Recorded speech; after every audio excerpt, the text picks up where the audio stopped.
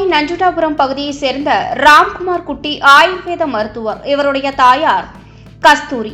இவர் கணவர் கடந்த சில ஆண்டுகளுக்கு முன்பு இறந்தார். கஸ்தூரி கோவையை பூர்வீகமாக கொண்ட ஆரிய வைத்தியசாலை நிறுவன குடும்பத்தை சார்ந்தவர்.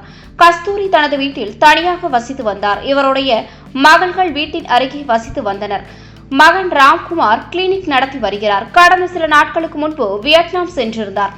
4 மாதங்களுக்கு முன்பு நேபாள நாட்டை சேர்ந்த சுர்ஜா ரேக்ரே என்ற 42 வயதான பெண்ணை வேலைக்கு சேர்த்தனர். அனைவரிடமும் நல்லவர் போல் நாடகம் ஆடினார்.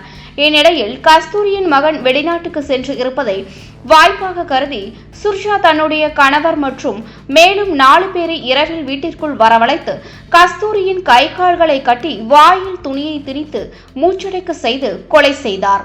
பின்னர் அவர் அணிந்திருந்த தங்கசங்கிலி, பீரோவில் இருந்த பணம், நகை ஆகியவற்றை கொள்ளையடித்து சென்று தப்பி சென்றனர். கொலையாளிகளை பிடிக்க தனிப்படை அமைக்கப்பட்டது.